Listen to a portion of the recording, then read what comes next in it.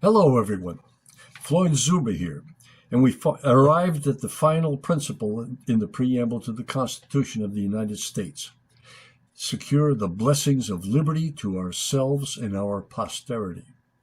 The previous 5 principles from the Preamble to the Constitution were a little bit easier to ponder than the blessings of liberty. Although all the principles are related and contain aspects of each other, and all are important, in some ways, they all point to the blessings of liberty. So I took the time to think about the connections and researched a number of sources while trying to solidify my summary opinion.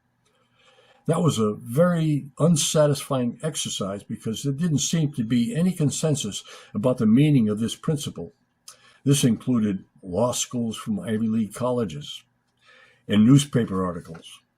For various reasons, it didn't quite work out. There was even a website that went completely bonkers by making some strange connections to Jesus. As you'd expect, the discussion on that site was completely nonsensical. Of course, that didn't stop them from asking for donations. And it was for that specific reason that the word blessings was bothersome. Too many people would be unwilling to recognize that it can be taken into a different context altogether where we wouldn't have to be confronted with a theological approach. And that's as it should be. Just think of the First Amendment. Congress shall make no law respecting any establishment of religion. So, instead of theology, think of a father who's been asked by his daughter's suitor for permission to marry. Well, that's how they did it in the old days. So when the father gave his blessing, there's absolutely no reason to assume any religious significance to his consent, because there doesn't have to be any. He's just saying it's okay. And given the action of self-professed Christians and other participants who misinterpret Abrahamic mythology, it's best to stay away from any divine attributions to blessings and just think of it as something conducive to happiness. You can find that in the dictionary. And this sort of meaning brings us back to the idea of happiness when we had the discussion under promoted general welfare. This I had to puzzle out in the context of all 6 principles in the preamble. To me, this one was the most difficult to discuss because of the connections. After more fruitful research, it started coming into focus. How to tie together blessings and liberty.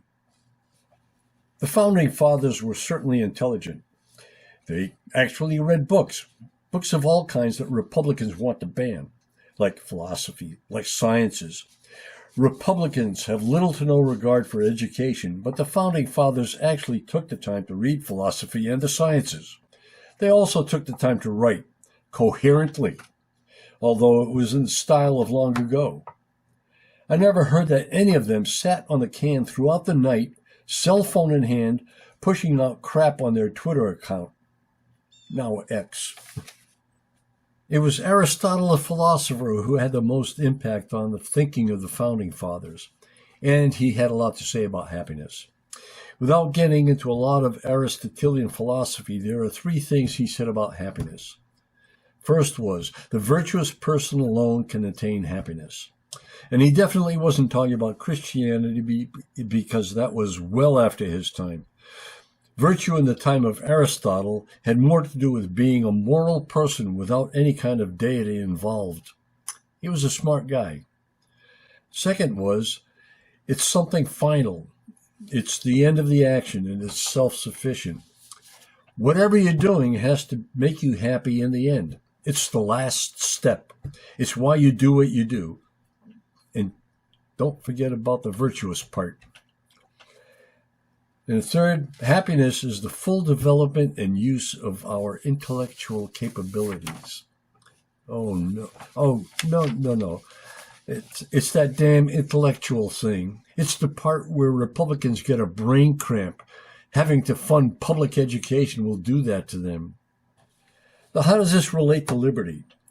For that matter, how does liberty relate to freedom? In today's world, liberty and freedom seem to be interchangeable words.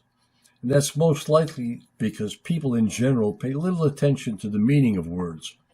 you might as well forget about the deep meaning of words. Liberty essentially means the absence of arbitrary restraints, taking into account the rights of all involved. Freedom is generally and mistakenly taken to mean an absence of constraints in choice of action. Your freedom to drive on the wrong side of the highway is going to be cut short quickly when you run into that semi coming from the other direction. Or that semi is going to run into you. Take your pick. You freely made a bad choice. The Founding Fathers, after reading Aristotle, and very likely other philosophers as well, understood that freedom and liberty had to have some restraints. Maybe they assumed too much that other people in the future would understand that. Further, when Aristotle talks about liberty and freedom, he clarifies it very well. First, he thinks that freedom from internal compulsion of the passions is more important than freedom from the external compulsion of force. Essentially, to be free, you have to set aside emotions. And second, he thinks that freedom is most manifest when he successfully diverts himself towards what is, in fact, the best good for a human being achievable in action. And what that means is, to be free, you have to think about the general welfare of all. If you look at what Aristotle and the Founding Fathers believed about blessings and liberty and freedom, they would run from the idea that it's okay to not wear a mask so that you can infect others with the COVID-19 virus and let them just suffer and die. They wouldn't do that. They weren't that kind of people. They would run like hell from the idea that having a personal armory of deadly dildos in the form of AR-15s is more important than preventing the many massacres of school children. They wouldn't do that. They weren't that kind of people. They would fight like hell to establish a moral philosophy to include the responsibilities of freedom. Being free doesn't mean being irresponsible, unless you're a Republican. Republicans and their supporters succumb to the internal compulsion of passion and disregard any sense of morality. It shows. And somehow they're proud of it. It's as if their parents, their social communities, and their religion all conspired to create the worst that human beings could be. The Constitution was written for we the people of the United States. And what color are we? Black, brown, yellow, red, white, and how about some rainbow? And what gender are we? Well, that depends on the sources. Some say 7, others say 11. Republicans only have one gender, male. What's our heritage? Well, Native Americans were here first. Black Africans were brought to the Americas under protest because white Europeans wanted free labor. Asians and others managed to get their fair share of abuse from the white European heritage. Also, anyone crossing the border with Mexico, where white Europeans enjoy installing razor wire across the Rio Grande. That's nasty. And what's our religion? Well, it's actually a mixed bag, even though incomprehensible Christians keep making grunting sounds about their imaginary chosen status. What a bunch of bullshit. And what's our wealth? That's a good question. The answer is that the rich folks are getting richer and the rest of us are getting poorer. Thank a Republican for that. Just don't vote for them. At the start of this project, there were 2 questions I considered about the wording of the 6 principles in the Preamble to the Constitution. What did the words mean at the time when the Constitution was written? And what do the words mean now?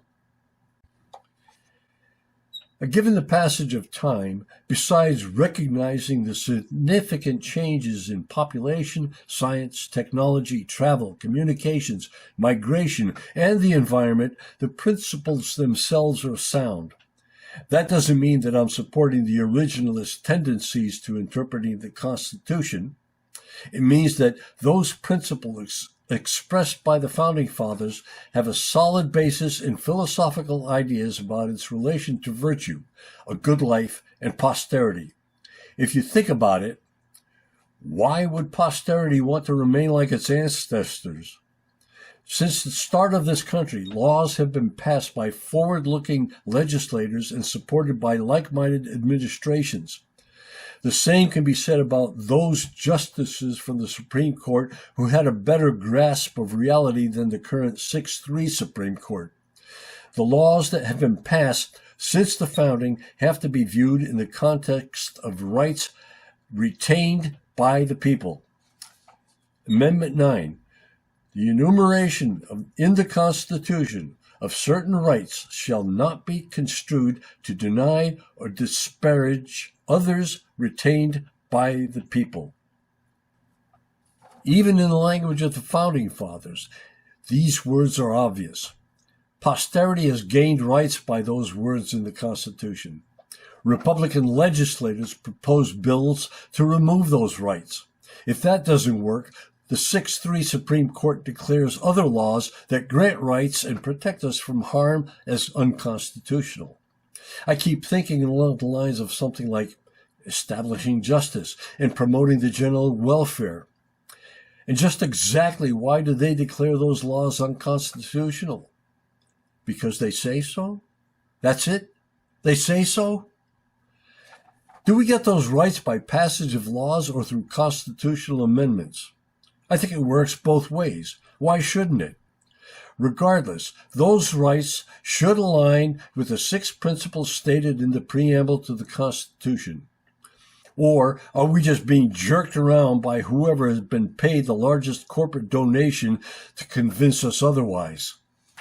Now, think about these rights.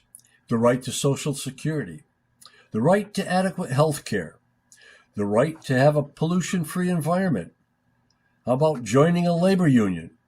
The right to privacy, access to public facilities, the right to equal opportunities, engage in commerce, the right to vote without gerrymandering, and so many other rights. And why shouldn't we have those rights? Because Republicans say so?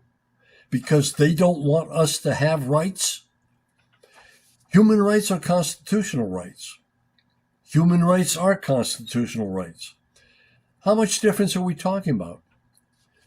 Aren't any of the 6 principles in the preamble to the Constitution considered human rights? Those 52 words in the preamble haven't changed. Amendments to the Constitution have been created. Laws have been passed to grant additional rights or ensure their protection, even though they haven't been enumerated in the Constitution. Those rights belong to we, the people of the United States. They do not belong to a political party. They do not belong to Congress. They do not belong to the president. And they do not belong to the Supreme Court. This might be a good time to remember some words from Article 3, Section 1 of the Constitution. The judges, both of the Supreme and inferior courts, shall hold their offices during good behavior. I interpret that to mean declining assistance to purchase a $275,000 RV. We're not really looking at a dispute about the wording of the Constitution or its interpretation. What we're looking at is the Republican Party and the 6-3 Supreme Court making the contract with we the people of the United States as useless as possible so they can void whatever corporate recipient of their goodwill has purchased. Those 52 words in the preamble to the Constitution are for we the people of the United States. And Republicans want to rescind the contract called the Constitution.